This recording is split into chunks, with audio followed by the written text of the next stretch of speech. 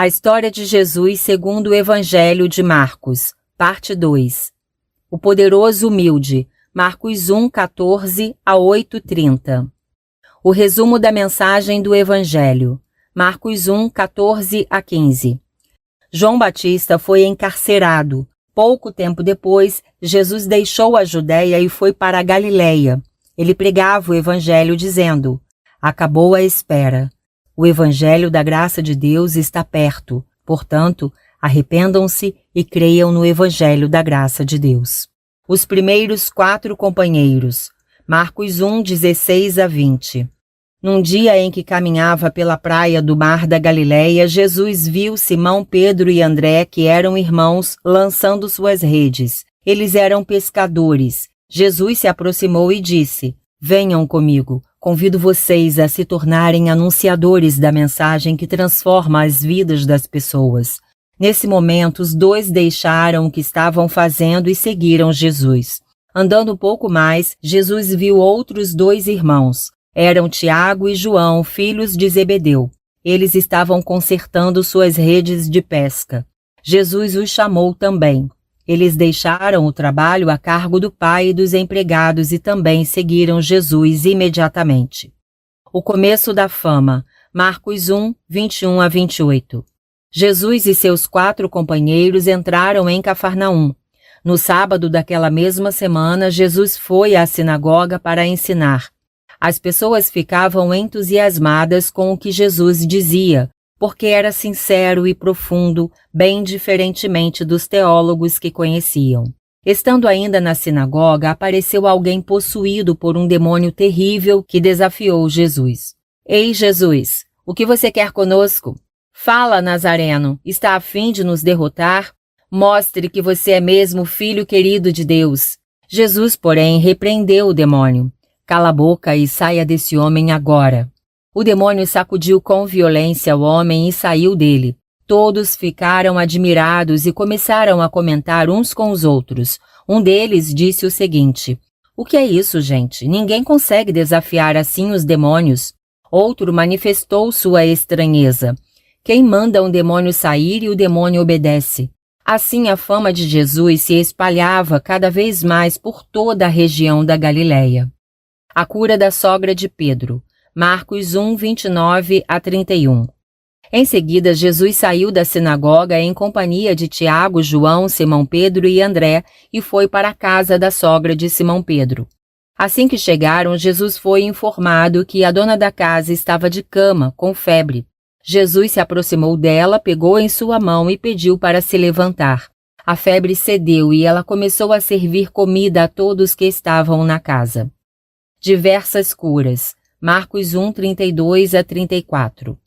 Nesse mesmo dia, num horário depois do pôr do sol e que, para os judeus, não era mais sábado, muitos doentes foram trazidos a Jesus. Ele curou muitos deles com diferentes enfermidades. Jesus também expulsou muitos demônios. Como sabiam quem ele era, foram proibidos de falar para não dizerem que Jesus era o Cristo, Messias em hebraico. Oração e ação, Marcos 1, 35 a 39. No dia seguinte, ainda de madrugada, Jesus acordou e foi sozinho a um lugar afastado para orar. Simão Pedro e os demais colegas procuraram por Jesus em todos os lugares. Finalmente eles o encontraram e disseram: Mestre, está todo mundo te procurando. Jesus, porém, disse: temos que ir embora daqui. Preciso pregar o Evangelho em outros lugares. Afinal, eu vim para isso. Jesus deixou Cafarnaum e começou a viajar por toda a Galileia, em cujas sinagogas pregava. Ele também expulsava os demônios. A cura de um homem com doença de pele. Marcos 1, 40 a 45. Estando Jesus numa das cidades da Galileia, alguém que tinha uma grave doença de pele se aproximou. Ele se ajoelhou e pediu: Mestre, sei que se quiseres tu podes me curar. Jesus ficou profundamente compadecido, estendeu a mão para o desconhecido, tocou no seu corpo e disse: É claro que quero, fique limpo agora. Nesse mesmo instante, o homem ficou curado, sem doença alguma. No entanto, Jesus lhe pediu com muita clareza: Por favor, não conte a ninguém o que acaba de acontecer com você. Só quero que vá ao templo, apresente-se ao sacerdote e entregue a oferta exigida em Levítico 13 e 14. Assim ninguém contestará a sua cura. No entanto, o homem saiu dali e começou a falar abertamente sobre o que tinha acontecido com ele. Foram tantos os que ouviram essa notícia que Jesus tinha que entrar discretamente nas cidades para poder andar livremente. Ele ficava nos arredores das cidades, em lugares afastados, mas as pessoas, vindas de diferentes lugares, o encontravam. A cura de um paraplégico. Marcos 2, 1 a 12. Alguns dias depois, Jesus voltou a Cafarnaum. Como a notícia de sua chegada se espalhara, as pessoas começaram a chegar. Logo, a casa em que estava ficou superlotada. Ninguém mais conseguia entrar. Jesus estava ensinando quando 4 homens se aproximaram da casa. Carregavam um paraplégico numa maca improvisada. Como não conseguiram entrar pela porta porque a casa estava muito cheia, deram um jeito de subir pelo lado de fora. Fizeram uma abertura no teto e desceram a maca com o paraplégico deitado nela. Jesus viu como aqueles homens confiavam nele. Por essa razão, ele disse ao paraplégico: "Querido, eu perdoo os seus pecados." Alguns dos teólogos que estavam participando da reunião logo pensaram: como Jesus é petulante. Ele está blasfemando contra Deus. Ninguém pode perdoar pecados. Só o próprio Deus eterno. Sabendo o que eles pensavam, Jesus lhes disse: "Por que vocês estão pensando desse modo? O que eu deveria dizer a este homem, então? Eu perdoo os seus pecados ou levante-se, pegue sua maca e ande?" Eu disse o que disse porque quero deixar bem claro para todos que tenho o poder de perdoar pecados. Em seguida, Jesus disse ao homem que perdoara: "Quanto a você, eu digo, levante-se, pegue sua maca e vá para sua casa." Imediatamente o ex-paraplégico se levantou, pegou a sua maca e saiu dali. Todos o viram e ficaram eufóricos. As pessoas agradeciam a Deus e diziam entre si: "Nunca vimos uma coisa dessa." A adesão de Mateus. Marcos 2, 13 a 17. Num dia em que Jesus estava perto do mar da Galileia, muitas pessoas vieram ao seu encontro.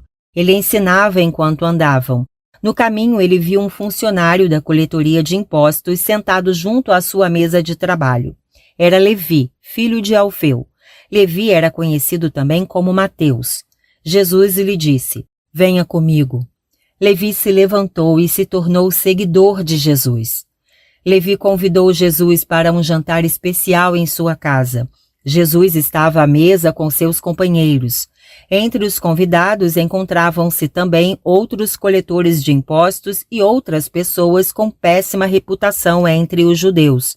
Os teólogos que trabalhavam para os fariseus observaram que Jesus estava ali comendo com aquelas pessoas. Revoltados, perguntaram aos companheiros de Jesus: "Por que seu mestre come e bebe com essa gente desclassificada?" Jesus ouviu o que diziam e respondeu: "Quem acha que tem saúde não precisa de médico, só busca um médico quem reconhece que está doente." A questão do jejum. Marcos 2, 18 a 22. Todos sabiam que os seguidores de João Batista e dos fariseus jejuavam. Por isso, algum tempo depois, algumas pessoas formularam a seguinte pergunta a Jesus: "Mestre, os seguidores de João Batista e dos fariseus jejuam, mas os seus não fazem isso. Por quê?" Jesus respondeu: "Vocês acham que um noivo convida seus amigos para jejuar na festa do seu casamento? É claro que durante a festa não devem jejuar, mas chegará o tempo em que o amigo não estará presente e eles precisarão jejuar." Em seguida fez 2 comparações. A primeira foi: se você tem uma roupa nova, não vai cortar um retalho dela para consertar uma roupa velha, vai? Todo mundo sabe que o remendo de uma roupa nova não serve para a velha. A segunda foi a seguinte: imagine que vai servir café aos seus convidados. Você não preparará um café fresco e o servirá numa xícara com o resto do café velho. Vai ficar horrível. Pelo contrário, você servirá o café recentemente preparado em xícaras limpas. Todo mundo aprecia um café preparado na hora. Trabalho no sábado. Marcos 2, 23 a 28. Num sábado, dia em que a legislação de Israel proibia qualquer tipo de trabalho, Jesus estava viajando e passou por uma fazenda. Seus companheiros começaram a pegar espigas de cevada para comer. Os fariseus questionaram Jesus: Mestre, olhe o que os seus companheiros estão fazendo. Você sabe que no sábado isso é proibido. Jesus respondeu: Vocês realmente conhecem as Escrituras? Se conhecessem, saberiam o que o rei Davi fez num dia em que estava com fome.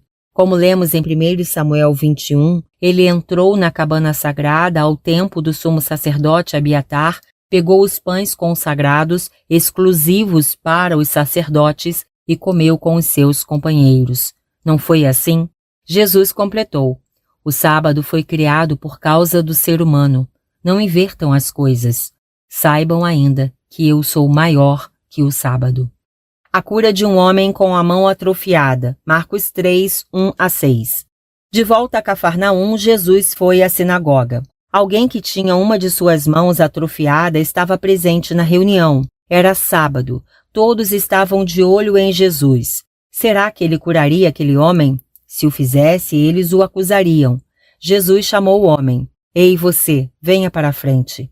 Enquanto o desconhecido de mão atrofiada se aproximava, Jesus perguntou ao seu público: No sábado devemos fazer o bem ou o mal? Devemos salvar a vida de uma pessoa ou deixar que morra?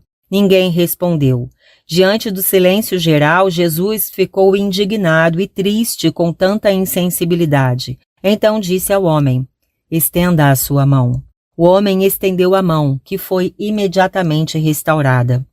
Os fariseus saíram da sinagoga. Procuraram os herodianos, que eram favoráveis aos governantes da família de Herodes, e juntos começaram a bolar um plano para eliminar Jesus. Os muitos milagres. Marcos 3, 7 a 12.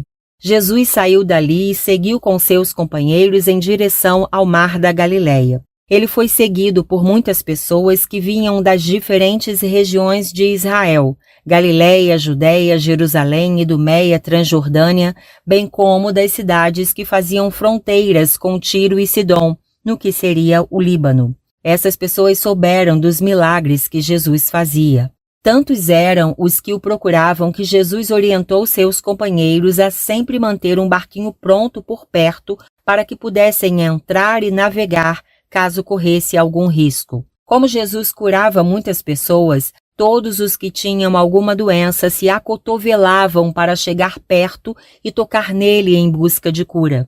Jesus libertava também os endemoniados que eram levados a ele. Quando os demônios o viam, ajoelhavam-se diante dele e gritavam: Você é o Filho de Deus. Jesus proibia terminantemente que os seus milagres fossem divulgados. Os 12 apóstolos de Jesus. Marcos 3, 13 a 20a. Jesus subiu no monte e convidou algumas pessoas para o acompanharem. Dentre essas pessoas, nomeou 12 amigos como seus apóstolos, enviados em grego. Eles deviam estar ao seu lado, para depois serem enviados para pregar e expulsar demônios. Segue a lista dos 12 apóstolos. Simão, a quem chamava de Pedro, Tiago e João, que eram filhos de Zebedeu e aos quais apelidou de trovoada, por serem muito impulsivos, André, Felipe, Bartolomeu, Mateus e Tomé, Tiago, que era filho de Alfeu, Judas Tadeu, Simão, o nacionalista, e Judas Iscariotes, que depois o traiu. Logo após a escolha, Jesus foi para a casa de André e Simão Pedro. Fonte de poder. Marcos 3, 20b a 30. Outra vez, dezenas de pessoas se aglomeraram na casa em que Jesus se encontrava. Ele e os que o acompanhavam não conseguiam comer, tanta era a pressão. Alguns parentes de Jesus ficaram sabendo da situação e foram para lá com o objetivo de o resgatar. Eles estavam preocupados porque ouviram que Jesus fazia e falava coisas desconexas. Para piorar, os teólogos, recém-chegados de Jerusalém, espalharam o seguinte boato: Ele está endemoniado. Ele expulsa os demônios com o poder de Beelzebu, o chefe dos demônios. Jesus respondeu às acusações por intermédio de comparações. Satanás não pode lutar contra Satanás. Um governo, para persistir, precisa ficar unido. Se ele se dividir, ruirá como as peças de um dominó. Se o governo de Satanás estiver dividido, não permanecerá. Se Satanás lutar contra si mesmo, será facilmente derrotado e o seu governo acabará. Eu vim para derrotar Satanás. Por isso faço o que faço. Eu o domino, entro na casa que ele invadiu, expulso-o e resgato tudo o que ele saqueou. Eu ajo pelo poder do Espírito Santo. Por isso, vocês não estão contra mim, mas contra o Espírito Santo. Quem resiste ao poder do Espírito Santo nunca crerá em mim e, por isso, jamais será perdoado dos seus pecados. Vocês precisam se arrepender. De que lado vocês estão? Do meu lado ou de Satanás? Escolham. Jesus disse essas palavras por causa daqueles que diziam que ele estava endemoniado. Os familiares de Jesus. Marcos 3, 31 a 35. Ele ainda falava quando chegaram sua mãe, Maria, e todos os seus irmãos. Não conseguiram entrar porque a casa estava lotada de gente.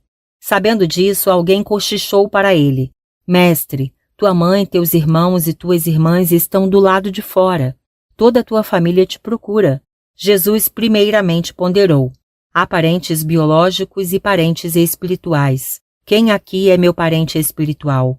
Depois, olhando em direção aos que estavam sentados ao redor, acrescentou: vocês são a minha família espiritual. Na verdade, quem vive de acordo com a vontade do Deus eterno é, espiritualmente falando, meu irmão, minha irmã, minha mãe. Histórias de Jesus. As sementes plantadas em diferentes solos. Marcos 4, 1 a 20. No outro dia, Jesus se preparou para ensinar. Para tanto, encontrou um lugar na praia do mar da Galileia. Logo, muita gente se aproximou. Jesus, então, entrou num barco que foi empurrado para a água. Sentou-se e passou a falar ao povo que estava em pé na areia. Jesus contou muitas histórias. A primeira história era sobre um agricultor que plantava sementes. Era uma vez um camponês no tempo do plantio. Ele saiu plantando as sementes. Algumas caíram à beira do caminho e os pássaros logo as comeram. Outras caíram num terreno pedregoso e raso. As sementes chegaram a nascer, apesar de ser pouca a terra. No entanto, quando o sol bateu, secaram-se, porque não tinham raízes. Outras caíram numa área cheia de espinhos que cresceram e acabaram por sufocar as sementes antes que se desenvolvessem. Por último, outras caíram numa terra boa e deram uma excelente colheita. As sementes brotaram, cresceram e produziram muito, muito mesmo. Depois de contar essa história, Jesus perguntou: vocês prestaram atenção? Algum tempo depois, sem ninguém por perto, os apóstolos fizeram perguntas sobre a razão de ensinar por intermédio de histórias. Jesus explicou: vocês têm tido o privilégio de conhecer claramente o que ainda não tinha sido mostrado, as maravilhas do Evangelho da Graça de Deus. No entanto, quando ensino em público, conto histórias. Eu ensino desse modo para que, como disse o profeta Isaías, em Isaías 6:9, o Evangelho da Graça de Deus seja recebido por aqueles que são sensíveis. Os que forem capazes de ver, ouvir e entender vão se converter e ser perdoados. Jesus continuou: se vocês não entenderem a história do semeador, não entenderão as outras que ainda contarei. Prestem atenção porque vou explicá-la. O que o camponês planta é o Evangelho. As sementes que estão à beira do caminho são as pessoas que recebem o Evangelho, mas Satanás vem rápido e arranca o Evangelho que foi anunciado. As sementes que estão em terrenos pedregosos são as pessoas que ouvem o Evangelho com muita alegria até, mas sem profundidade. A alegria logo cessa. Quando são pressionadas ou perseguidas por causa do Evangelho, elas simplesmente o abandonam.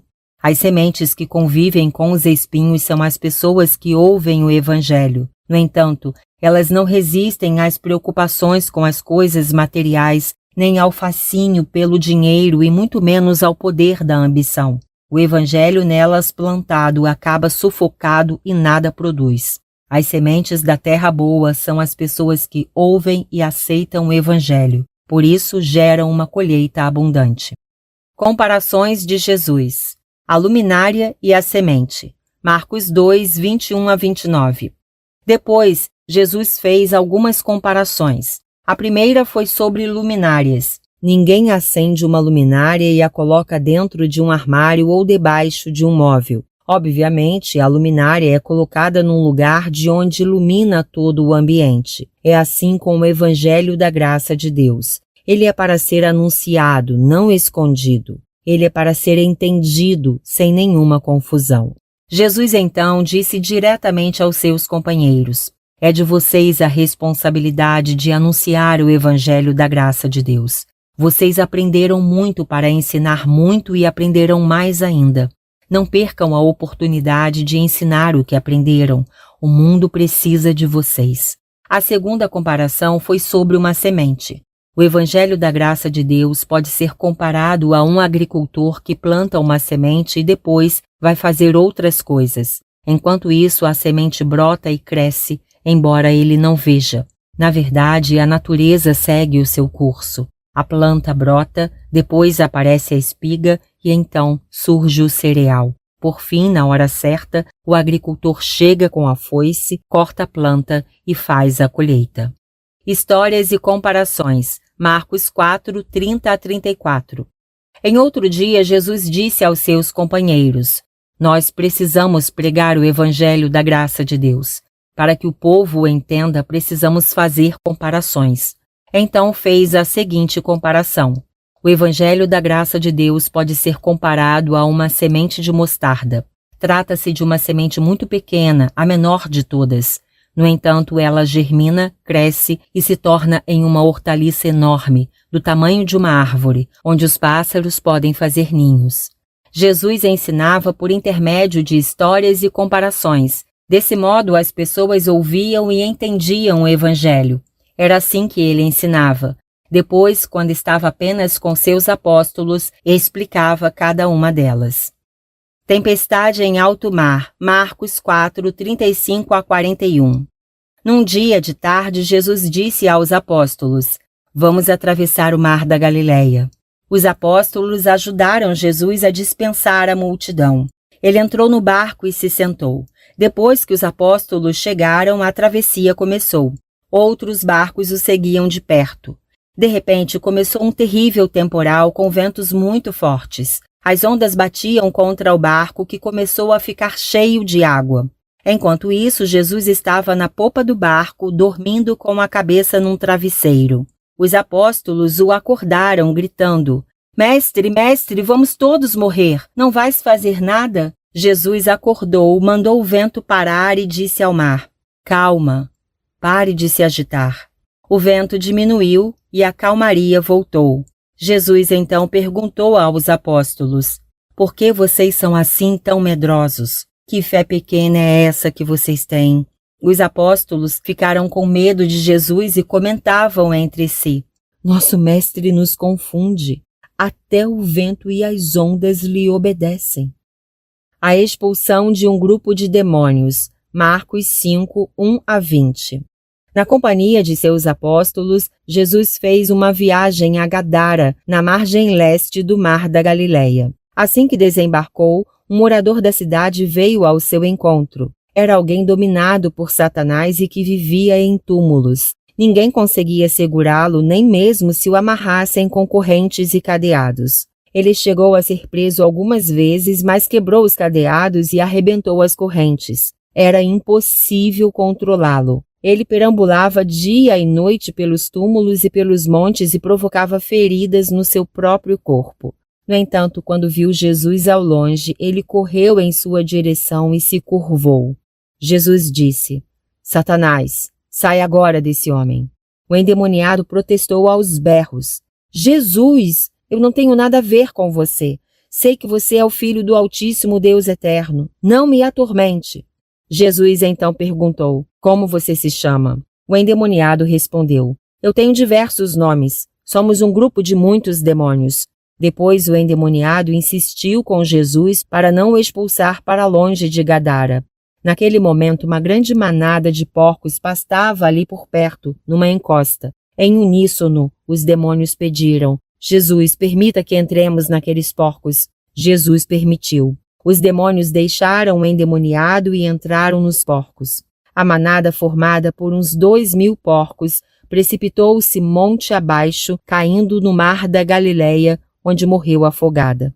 Os tratadores dos porcos ficaram apavorados com o fato e fugiram para contar o que tinha acontecido.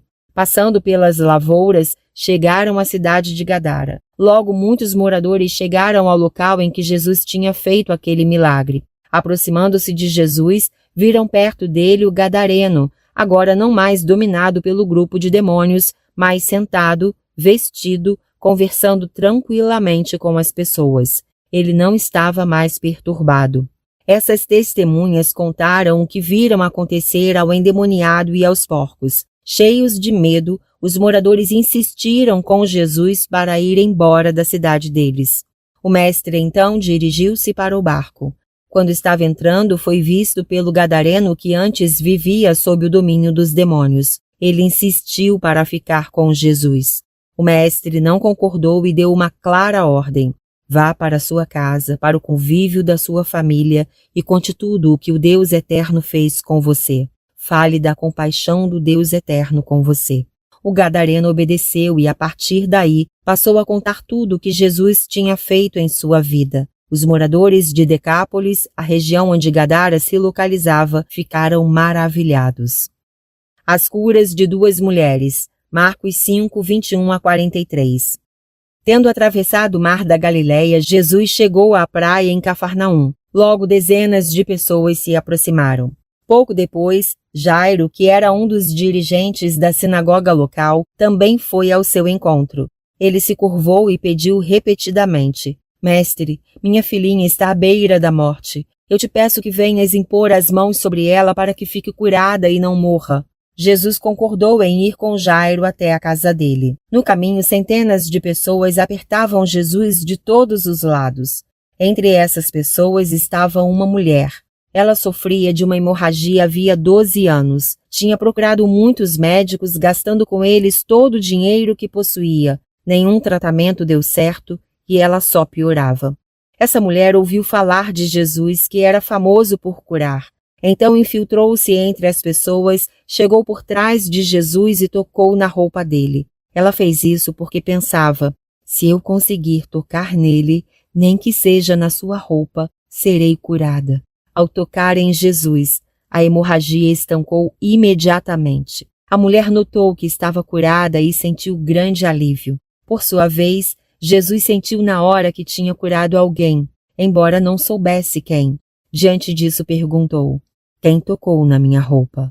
Os apóstolos responderam: Mestre, mestre, com tanta gente te comprimindo, tu perguntas quem te tocou? É impossível saber. Jesus continuou olhando em sua volta para ver quem tinha tocado nele. Amedrontada, a mulher se apresentou, tremendo de medo pelo que tinha feito. Ela se curvou diante de Jesus e contou tudo o que tinha acontecido. Depois de ouvi-la, Jesus lhe disse: Querida, vá em paz para sua casa. A sua fé salvou você para sempre. Enquanto Jesus ainda conversava com a mulher ao lado de Jairo, alguns funcionários da família do dirigente da sinagoga chegaram. Eles se aproximaram do chefe e disseram: Viemos te dar a notícia que a tua filha já morreu. Deixa Jesus aí e vem para casa. Jesus não se abalou com a notícia e falou com Jairo: Não fique com medo. Apenas confie em mim. Jesus prosseguiu em direção à casa de Jairo. Apenas Jairo e os apóstolos Pedro e os irmãos Tiago e João o acompanharam. Quando chegaram, a confusão era grande. Todos choravam intensamente. O funeral já tinha começado. Jesus logo disse: Por que essa agitação? Por que estão chorando? A menina não morreu. Ela está apenas dormindo. Enquanto debochavam dele, Jesus mandou todo mundo se afastar e entrou na casa. Acompanhado de Jairo e a esposa, bem como de Pedro, Tiago e João, ele entrou no quarto onde a menina se encontrava. Jesus pegou a mão da menina e disse em aramaico: Talitá cumi. A tradução dessa frase é: Menina, levante-se. A menina, que tinha 12 anos de idade, levantou-se e começou a andar imediatamente. Todos ficaram maravilhados. Jesus pediu aos familiares da menina que não contassem o que tinham visto. Antes de sair, Jesus orientou aos pais dela para que dessem comida à garota. Nazaré, ano 29. Rejeição em Nazaré. Marcos 6, 1 a 6a. Jesus deixou Cafarnaum e foi para Nazaré, distante uns 50 quilômetros, onde crescera. Seus apóstolos o acompanharam. No sábado, entrou na sinagoga e começou a ensinar. Muitos ouvintes ficaram sem entender o que estava acontecendo. Eles tinham muitos questionamentos. De onde este mestre tira tanta sabedoria? Como ele consegue fazer tantos milagres? Nós o conhecemos bem. Ele não passa de um carpinteiro. Ele é filho de Maria e irmão de Tiago, José, Judas e Simão. Conhecemos suas irmãs. Elas moram em nossa cidade. Na verdade, os nazarenos rejeitaram Jesus. Diante dessa atitude, Jesus comentou: é triste, mas as pessoas preferem valorizar os que são de fora, quando deviam valorizar os que são da sua própria terra, especialmente seus parentes e familiares. Em função da rejeição, Jesus decidiu que não faria nenhum grande milagre em Nazaré, embora tenha curado alguns enfermos sobre os quais impôs as mãos. Ele ficou horrorizado com a incredulidade que viu em Nazaré. A missão dos 12 apóstolos. Marcos 6, 6b a 13. Jesus percorria as cidades da Galiléia para ensinar. Em certo dia, ele chamou os 12 apóstolos e os enviou de 2 em 2 para pregar o evangelho da graça de Deus. Jesus também lhes deu autoridade para expulsar demônios. O mestre instruiu os apóstolos para não levarem nada na viagem, apenas uma vara para se apoiarem no caminho. Não deviam carregar comida nem levar mala ou dinheiro. Deviam ter apenas um par de sandálias. Só deviam usar a roupa do corpo. Ele ainda os instruiu assim: quando entrarem numa casa, fiquem nela até saírem da cidade. Se em alguma cidade não quiserem receber ou ouvir vocês, saiam dali sem fazer alvoroço e sigam em frente, rumo à próxima. Deixem com eles as consequências da sua recusa. Os apóstolos obedeceram e saíram para pregar a mensagem do arrependimento. Eles expulsaram muitos demônios e curaram muitos enfermos, sobre os quais derramavam azeite de oliva. O assassinato de João Batista. Marcos 6, 14 a 29. As realizações dos apóstolos de Jesus chegaram ao conhecimento do rei Herodes Antipas em Tiberíades, que era a capital do seu território. Tendo nascido por volta do ano 20 antes da era cristã, Herodes Antipas começou a governar no ano 4 antes da era cristã, quando seu pai Herodes, o Grande, morreu. A fama de Jesus continuava crescendo. Eram muitos os comentários a seu respeito. João Batista ressuscitou e agora faz milagres incríveis. Jesus é Elias. Jesus é um profeta dos bons, como os antigos eram. Herodes Antipas ficou sabendo desses comentários e fez sua escolha. Para mim, ele é João Batista, aquele que mandei decapitar, mas que agora ressuscitou. De fato, algum tempo antes, o mesmo Herodes Antipas tinha mandado prender João Batista e encarcerá-lo em Maqueiro, do lado leste do Rio Jordão. Tudo aconteceu devido ao casamento entre Herodes Antipas e Herodias, que fora a esposa de Filipe, irmão de Herodes Antipas. João Batista reprovou essa união, dizendo: você não tem o direito legal de viver com a sua cunhada.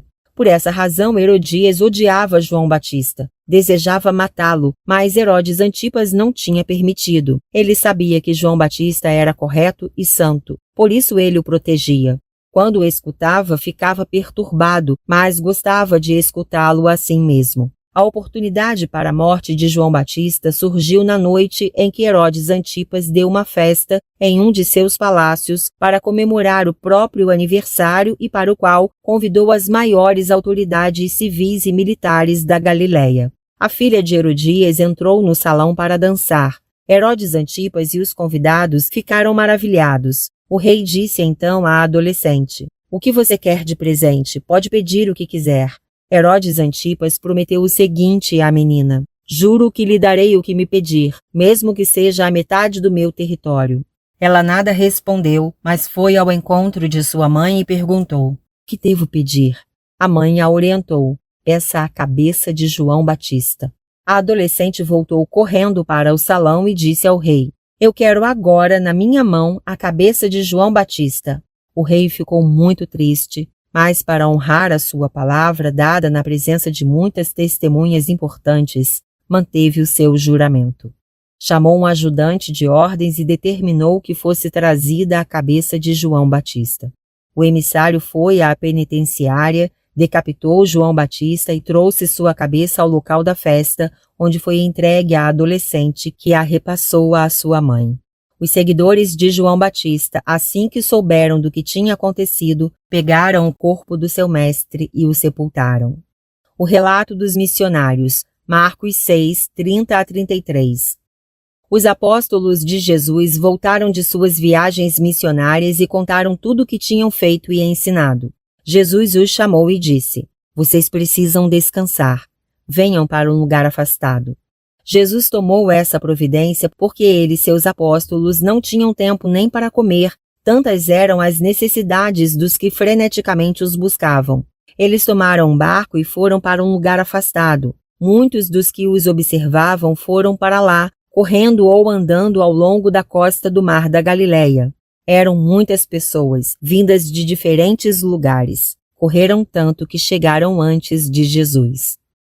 A primeira multiplicação dos pães.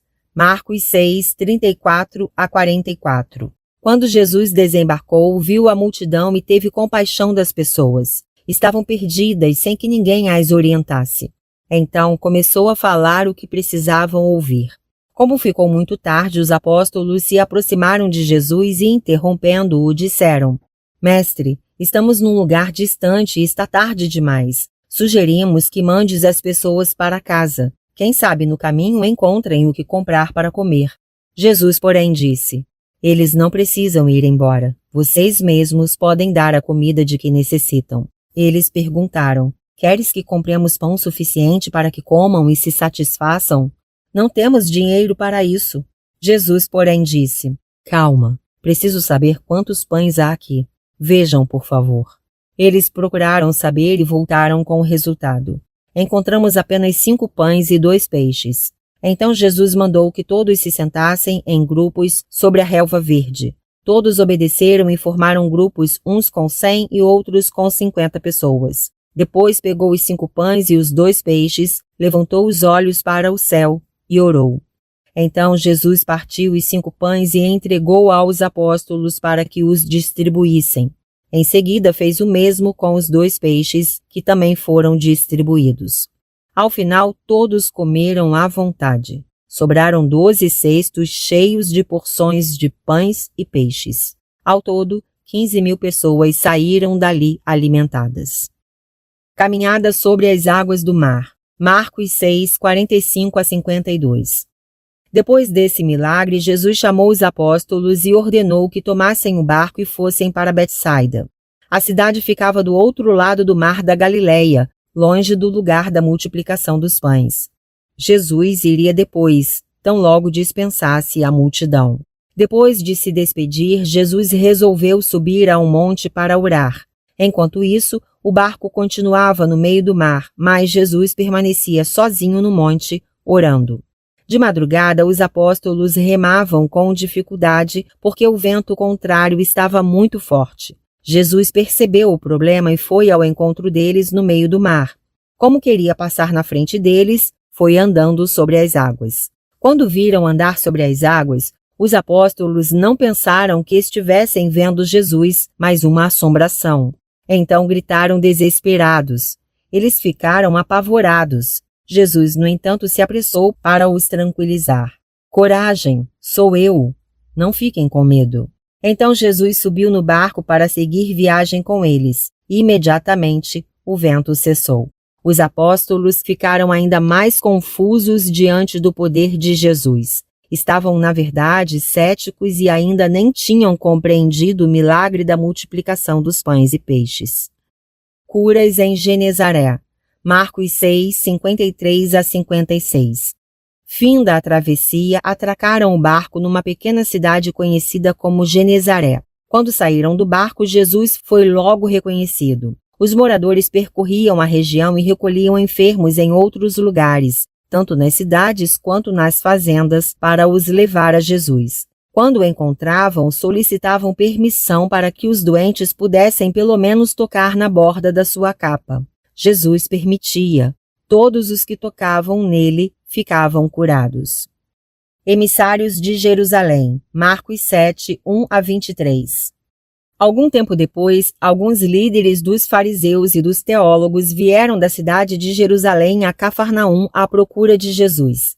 Eles estranharam que os apóstolos de Jesus faziam suas refeições sem lavar as mãos, prática obrigatória segundo a tradição judaica. Os judeus em geral e os fariseus em particular observavam rigorosamente os rituais religiosos prescritos para as refeições. Assim, quando chegavam das compras, lavavam as mãos para comer como uma parte integrante do ritual de purificação. Eles observavam muitos outros rituais religiosos, os quais detalhadamente especificavam como deviam ser lavadas as coisas da casa, como louças, roupas, panelas e lençóis. Por isso os recém-chegados de Jerusalém perguntaram a Jesus: por que seus apóstolos não seguem as tradições antigas, mas se sentam à mesa completamente imundos? Jesus respondeu: o profeta Isaías já tinha falado sobre vocês. Essa gente se aproxima de mim, com seus lábios me louvam, mas seus corações estão longe de mim, porque na verdade não me amam, e o que ensinam vem de suas mentes, sem nada a ver com os meus mandamentos. Isaías 29:13. Depois, Jesus continuou: vocês colocam os seus regulamentos acima dos mandamentos do Deus eterno. Na verdade, vocês sempre dão um jeito de rejeitar o que ele determina, porque preferem suas próprias tradições. Está escrito em Êxodo 20:12, trate com honra o seu pai e a sua mãe. Também está escrito em Êxodo 21:17, quem amaldiçoar o seu pai ou a sua mãe pagará com a vida. Diferentemente, no entanto, vocês, filhos, usam as Escrituras como o texto de Levítico 27, para dizer que o dinheiro que deveriam usar para sustentar seus pais foi consagrado como oferta ao Deus eterno e não pode mais ser usado para nenhum outro fim, nem mesmo para ajudar os próprios pais. Com isso, vocês anulam a palavra de Deus, colocando a tradição em primeiro lugar.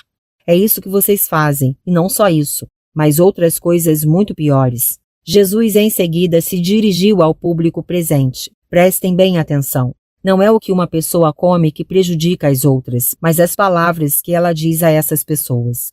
Depois disso, Jesus voltou para a casa da sua família. Então os apóstolos pediram para esclarecer o que acabara de falar. Ele disse: vou explicar. O que uma pessoa come não a contamina espiritualmente, porque não vai para o coração, mas para o estômago, de onde é descartado. Todos os alimentos são puros. Nesse contexto, Jesus ensinou o seguinte: é o que uma pessoa faz que contamina as outras pessoas. É no coração que começam a maldade, a pornografia, o furto, o homicídio, o adultério, a ganância, a perversidade, a mentira, a libertinagem, a inveja, a traição, a arrogância e a estupidez. O que contamina uma pessoa não é comer sem obedecer rigorosamente às regras religiosas impostas pela tradição. O que a contamina é ceder aos desejos maus nutridos no seu próprio coração. A mãe persistente. Marcos 7, 24-30. Jesus deixou Cafarnaum e se dirigiu em segredo para a região que fazia fronteira com Tiro e Sidom. Essas importantes cidades eram fenícias. Os fenícios eram um dos povos cananeus do passado. À época de Jesus, estavam sob o domínio romano e depois passaram a integrar o território do Líbano. O segredo foi, no entanto, revelado quando uma mulher apareceu. Ela ouviu falar sobre Jesus e se aproximou porque a filhinha dela estava endemoniada. A mulher se ajoelhou aos pés de Jesus. A estrangeira, cujos antepassados eram os antigos fenícios, pediu a Jesus que expulsasse o demônio que dominava a filha dela. Jesus deu uma resposta inesperada. Primeiramente, eu vou cuidar dos israelitas. Não posso pegar a comida dos filhos de Israel e jogar para os cachorrinhos cananeus. A mulher insistiu. Mestre, tu sabes que os cachorrinhos entram debaixo das mesas e comem as migalhas que caem das bocas das crianças. Jesus lhe respondeu. Querida, por causa do que disse, você pode ir para casa. O demônio já deixou a sua filha. De fato, quando aquela mãe voltou para casa, encontrou a menina deitada tranquilamente, porque o demônio a tinha deixado. A cura de um surdo com problemas na fala. Marcos 7, 31 a 37. Mais tarde, Jesus deixou a região fronteiriça de Tiro e Sidom e, viajando pelo norte, chegou à região conhecida como Decápolis, uma palavra grega para as 10 cidades da região do lado leste do Mar da Galileia. Nessa região, os moradores trouxeram a Jesus alguém que não ouvia e que falava com dificuldade. Eles queriam que Jesus impusesse as mãos sobre ele para que ficasse curado. Jesus o chamou para perto, pôs os dedos no ouvido dele, cuspiu no chão, pegou a saliva e a aplicou na língua do homem. Ao final, levantou os olhos para o alto, deu um suspiro e gritou: Efatá! Esta palavra aramaica significa abra-se. Imediatamente o homem passou a ouvir e a falar sem nenhuma dificuldade. Jesus então pediu a todos que não divulgassem o que acontecera, mas não foi atendido. Quanto mais segredo pedia, mais divulgavam o milagre. Eles comentavam entre si: conhecer Jesus nos tem feito muito bem. É incrível, ele faz com que os surdos ouçam e que os mudos falem. A segunda multiplicação dos pães, Marcos 8, 1 a 10. Aconteceu de novo. Milhares de pessoas se reuniram para ouvir Jesus. A comida que trouxeram tinha acabado. Jesus então chamou os apóstolos. Estou muito preocupado com esta gente. Meu coração está apertado. Esta multidão encontra-se comigo há 3 dias. Não posso despachar as pessoas com as barrigas vazias. Vão morrer pelo caminho antes de chegarem em casa, sobretudo os que vieram de longe. Os apóstolos responderam: Não tem outro jeito, não tem comida para eles perto daqui. Jesus perguntou: Quantos pães vocês ainda têm? Eles o informaram: Só 7. Jesus mandou que todos se sentassem. Depois pegou os 7 pães, partiu-os, orou agradecido e os entregou aos apóstolos para que fizessem a distribuição. Ele fez o mesmo com os peixinhos, pelos quais agradeceu antes de serem distribuídos. Todos comeram à vontade e ainda sobraram 7 cestos. Só então Jesus mandou que fossem embora. Estavam ali 4.000 homens acompanhados de suas esposas e filhos. Tendo todo o público se dispersado, Jesus entrou num barco com os apóstolos em direção à região de Dalmanuta, situada do lado leste do Mar da Galileia. Nada de milagres. Marcos 8, 11 a 13. Assim que chegaram à região, apareceram os fariseus para polemizar com Jesus. Para provocá-lo, ousaram pedir que fizesse um milagre e assim demonstrasse que seu poder vinha do céu. Indignado, Jesus disse: Vocês querem mais um milagre? Pois saibam que não perderei o meu tempo com vocês. Jesus seguiu viagem e entrou no barco rumo ao lado oposto. A dificuldade dos apóstolos em compreender a realidade. Marcos 8, 14 a 21. Quando navegavam, lembraram que tinham esquecido de abastecer o barco com comida. Na verdade, havia apenas um pão a bordo. Jesus os advertiu com as seguintes palavras: Fiquem atentos. Vigiem para que os fariseus não enganem vocês. Não sejam descrentes como os apoiadores de Herodes Antipas. Os apóstolos não entenderam por que Jesus disse isso e concluíram: Ele está nos criticando por termos esquecido de trazer comida para a viagem. Jesus percebeu o problema e perguntou: Por que vocês estão discutindo sobre o pão esquecido? Vocês não estão entendendo o que estão vivenciando? Por que não abrem suas mentes para entender? Porque veem e não enxergam, porque ouvem, mas não escutam. Não se lembram de quando reparti 5 pães para 15.000 pessoas? Aliás, quantos cestos cheios de porções de pão vocês recolheram? Eles responderam: Sobraram 12 cestos.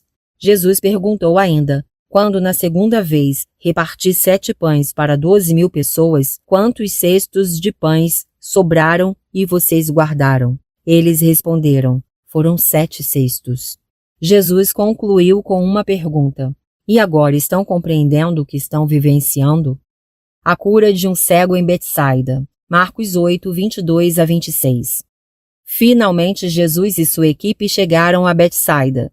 Trouxeram um cego a Jesus na expectativa que o curasse. Jesus pegou o cego e o conduziu para um lugar longe da cidade. Cuspiu nos olhos dele e impôs as mãos sobre ele. Depois disso perguntou ao cego: Você está vendo alguma coisa? O cego, cuja visão estava voltando, respondeu: Sim, estou vendo pessoas, mas elas se parecem como árvores em movimento.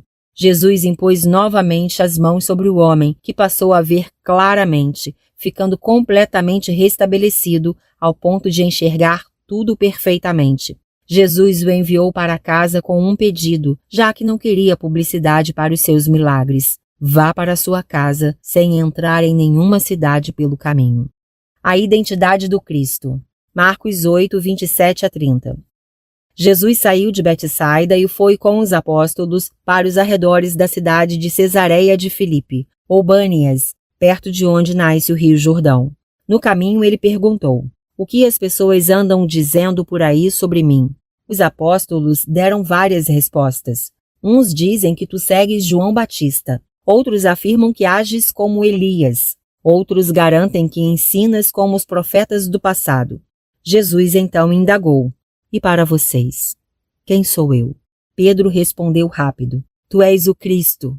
Ouvindo isso, Jesus os advertiu para que mantivessem segredo sobre quem ele realmente era.